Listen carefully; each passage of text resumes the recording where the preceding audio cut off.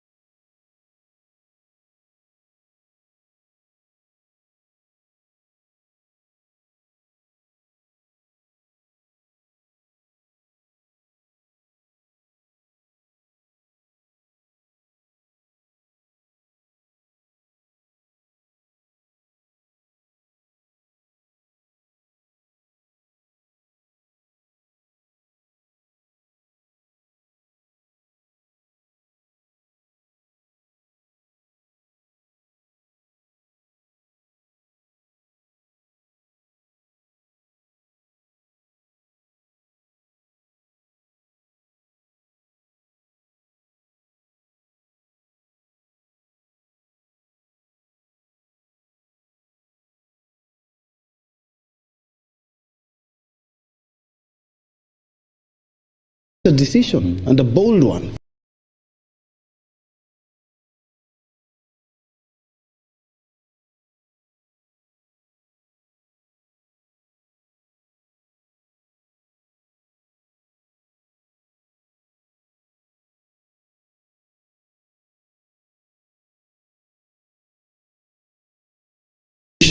Actually, many petitions for that matter.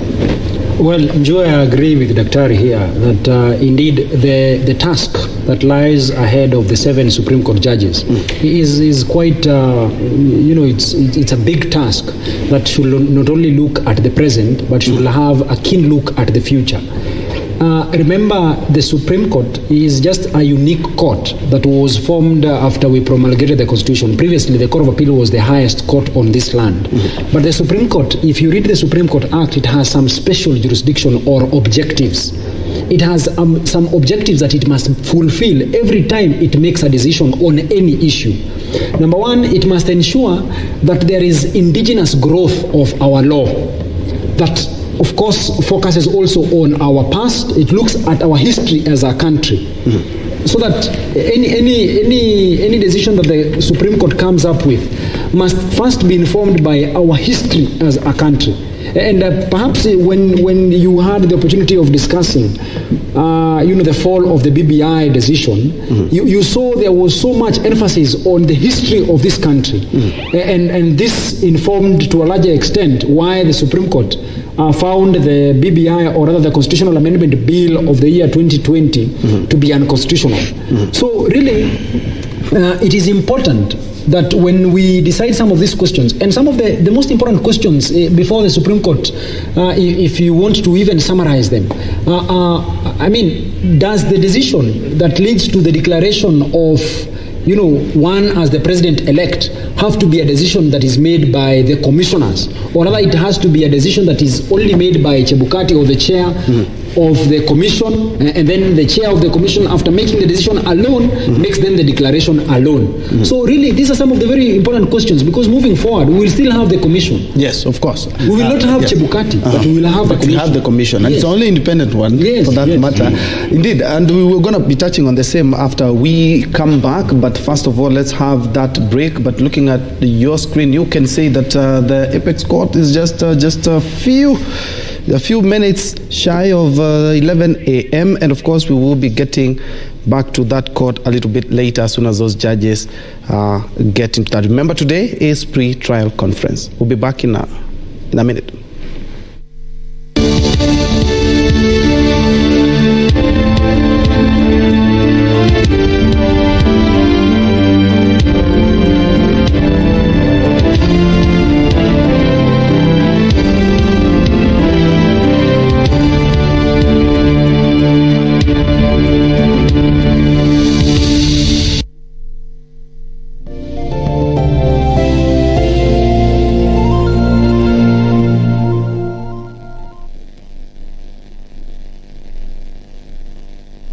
get Change Your Thinking Skizatune, dial star 811 star 961 hash. When you change the quality of your thinking, you change the quality of your life. Sometimes instantly, just as positive words can make someone calm, smile or laugh, your thoughts will react to the world in real time. So, change the quality of your thinking. Dial star 811 star 961 hash. Star 811 star 961 hash.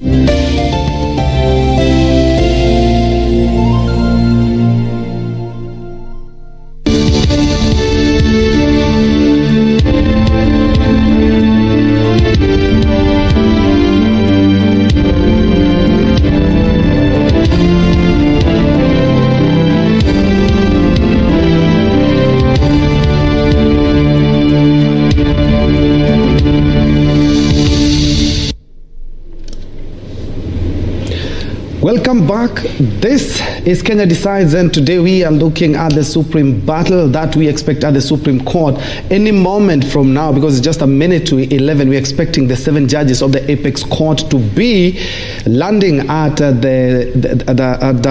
court that is at the domicile at the Milimani Law Courts. And on one corner, the presidential petition, a petitioner seeking to have that presidential election annulled. That is on the blue corner.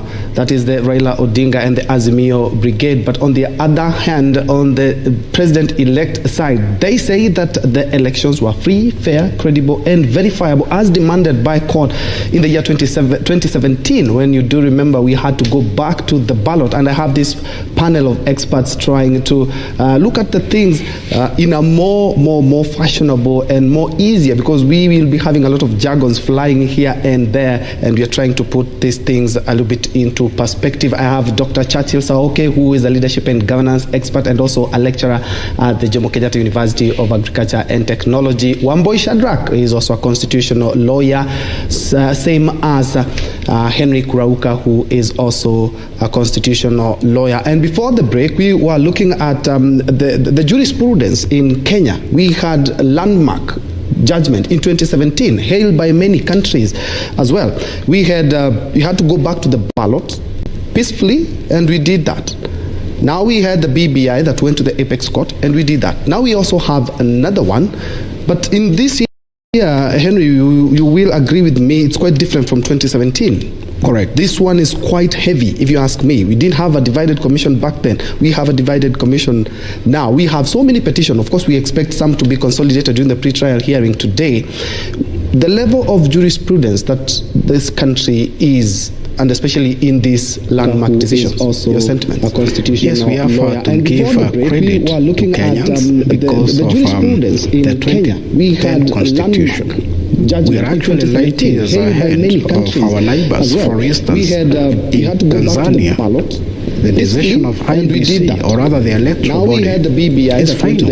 No court can challenge their decision. So we are light years ahead. Kenya appears to be the first country in the world to announce presidential elections. And our Supreme Court decisions have been cited all over the world.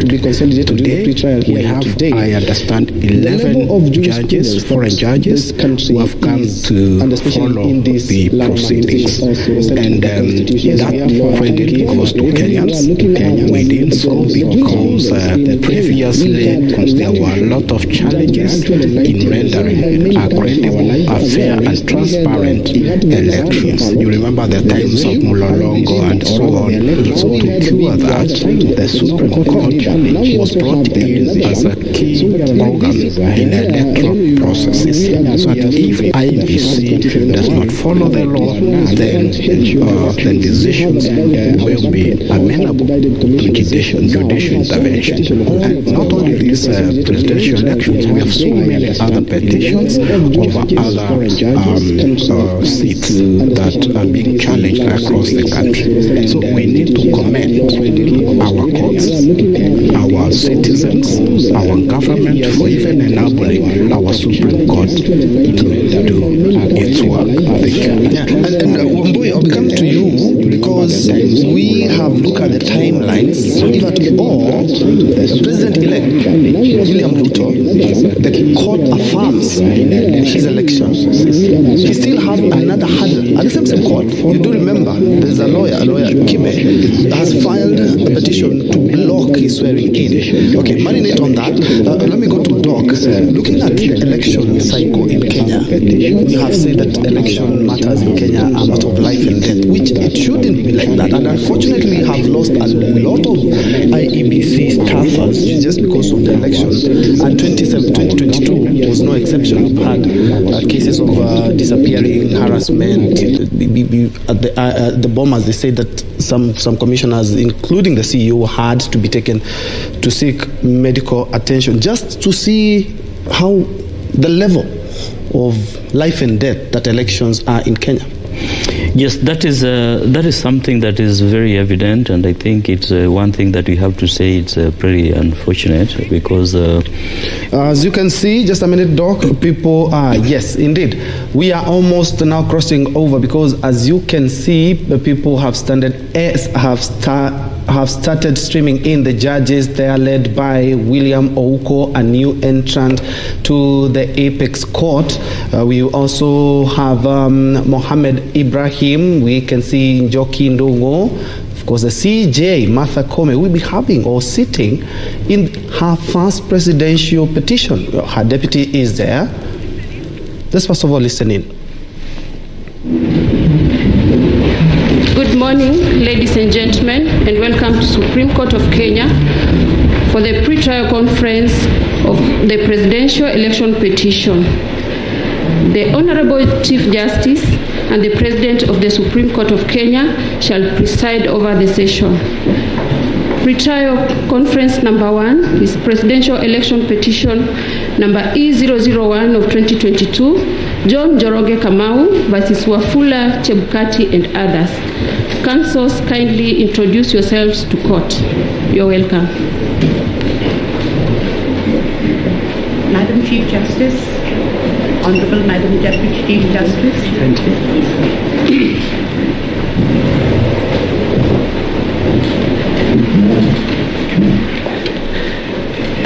Can I be heard? I'm sorry, I'm not used to such complicated things. We can hear you, Counsel. Madam Chief Justice, Madam Deputy Chief Justice, distinguished judges of the Supreme Court, my name is John Mohammed. I appear with Mrs. Wambugu for the petitioner in this matter. That's an EP election petition, presidential petition number 001 of 2022.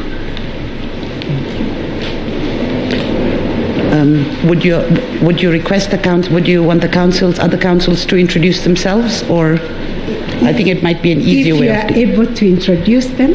Yes, I am. That is the practice of the court, that the senior counsel introduces the others. Madam Chief Justice, there are senior counsels even in their sides, so I will do the best that I can. My learned friend, Mr. Gumbo, appears for the first respondent. My learned friend, Mr. Kamau Karori, appears for the fourth respondent. I'm not sure on who appears. There was Ms. Kithure Kindiki are on record for the second and the third respondents, because the interested parties were struck out with the ruling that was delivered this morning. So that is the position vis-a-vis this petition.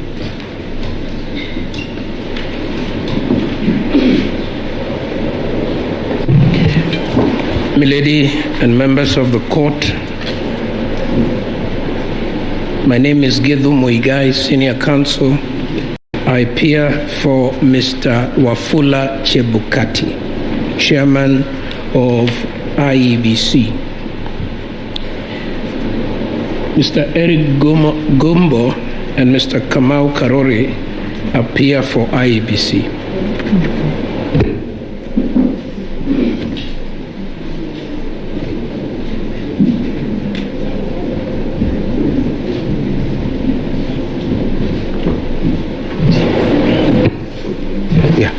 May I please you Chief Justice, Your Ladyship, my Lord, I appear together with my learned friend, Professor Kindiki, and learned Senior Counsel Kioko Kilukumi, and those are the 3 slots we have been allocated for the 8 petitions. I think you are allocated for. Yes, for the 8 petitions. So that will be the constant theme in representation for now the 3rd respondent.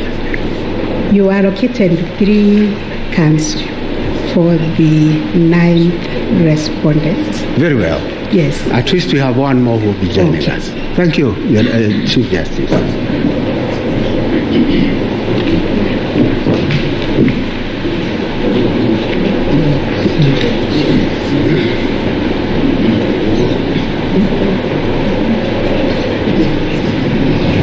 And for the record purpose, because we are recording the proceedings,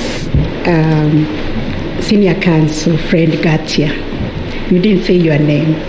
We know you, but the system may not. Chief Justice, thank you very much. Put the mic. My name is Ngatia Frederick. It's my joy and pleasure to be the team leader for the 3rd respondent. Thank you.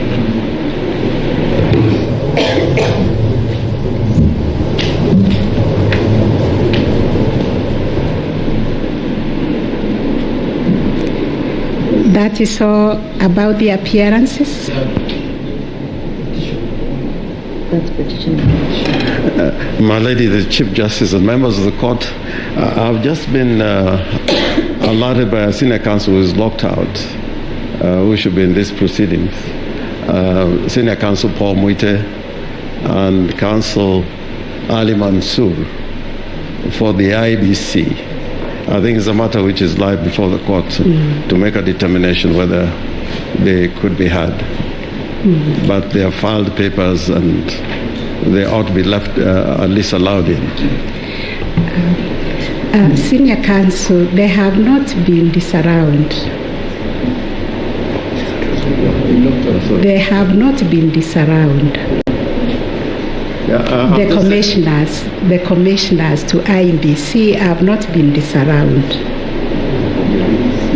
They were, as respondents, they are entitled to be present with their lawyers. Yeah, my Lady, probably I'm not understood. I've not been understood by the court. There are 2 factions of the IBC, so to speak. Both factions are allowed Much obliged. participate in the proceedings with their lawyers. So I think Senior Counsel Paul Muite should be allowed in. Yes. Senior Counsel Ali Mansour.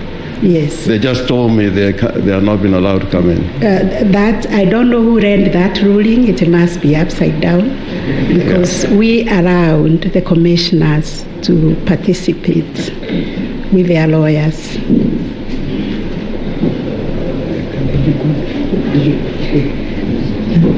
They can be called in. Any other appearance?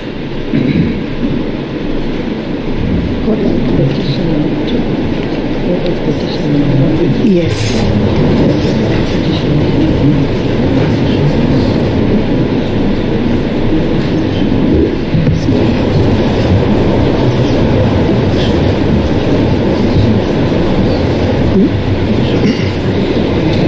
Have the petitioners introduced themselves? You know, we have petition number 1, petition number 2, 3, 4, 5. Petition number 6 was struck out.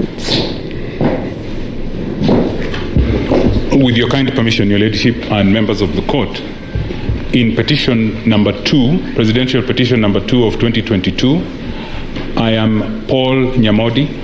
I appear for the petitioners together with my learned colleague, Mr. Tom Masharia and Ms. Njoki Mboshe.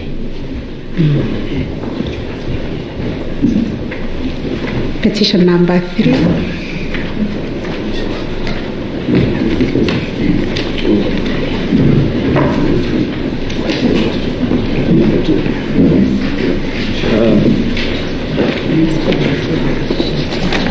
My Lady the President of the Court and members of the Court, in this petition, my name is James Orengo, and I appear together with Senior Counsel Philip Murgor, Paul Mwangi, Jackson Awele, Velma Auma for respondent number 11.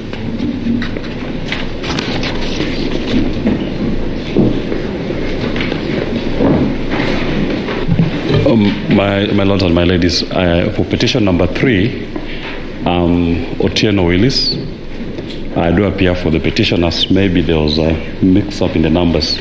For petition 3, it's Willis Otieno for the petitioners, appearing with Nelson Osiemo.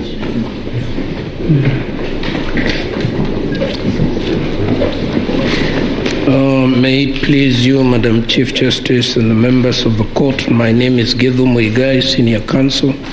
In that matter, I appear for Mr. Wafula Chebukati, the chairman of IEBC, assisted by Mr. Eric Gumbo. I also appear for IEBC, assisted by Mr. Kamau Karori, Senior Counsel.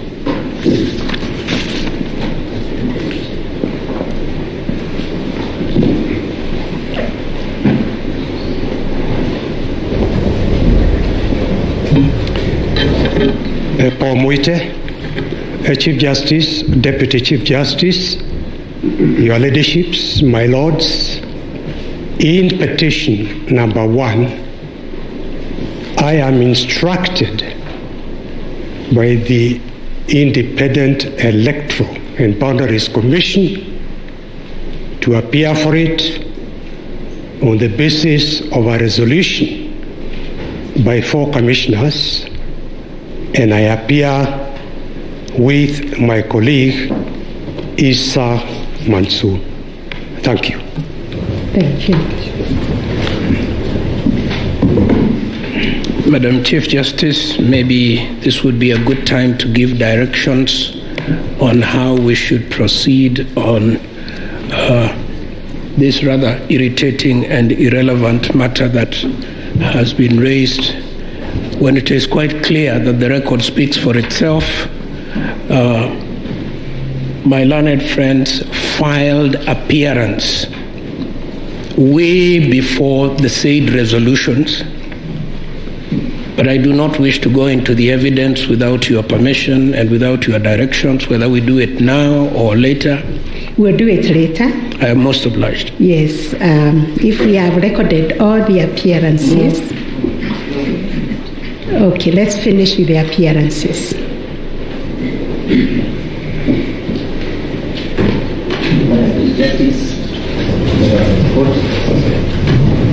My Lady, Madam Chief Justice, the President of the Supreme Court, and Madam Lady Deputy Chief Justice, the Deputy President of the Court, and the members of the court. My name is Dewanjiru. I appear together with Gerard Mituga in petition number 5.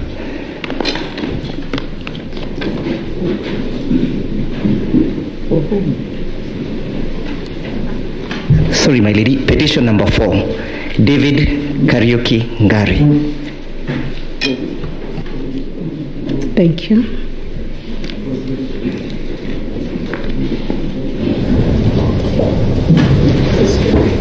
My lady, Madam Chief Justice, and the members of the court, my name is Jotham